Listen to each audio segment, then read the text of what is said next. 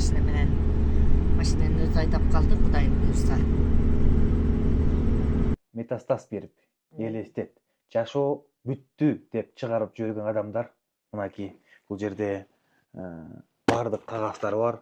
Ушунча анализ тапшырып, ушунча лечение кылып, айыкпай, ниетти коюп, ошо экөөнү ичти. Не тынбай ичти. Тынбай канча ай иштиңиздер? Ошондо деген 5-6 ай ичти. Бутуман тургузуп алганга миң мәртебе Кудайга шүгүр. Бир аракет жасай бериш керек. Азыр айтып атпайсызбы, денесинде эчтеке жок азыр, а? Эчтеке жок. А бул жерде болсо кожный жазылып туруп атат, а бу жерде полный заболевание, полный болезнь, полный бардыгы псориаз, не айтор. Бүт оору бар экен. И бул вирусный болуп кеткен. Анан ички аппараты бүт болбой калды деген. Метастаза тарап кеткен ичинде. Уже болду, өпкө, жүрөгү, боору баары жарабайт.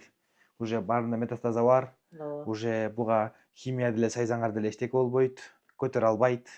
Денеси аябай шишик болчу, туруп беле шишик. Анан мен мындай киринткендечи, мындай бир балыр сыяктуу болуп калган денесичи. Кыпкызыл болуп анан бир эме болуп калат го, бир балыр сыяктуу. Эзилип калган да денеси. Ошол денеси азыр мына биздикинде болуп сүйүнүп, могу колунун баары жара болчу.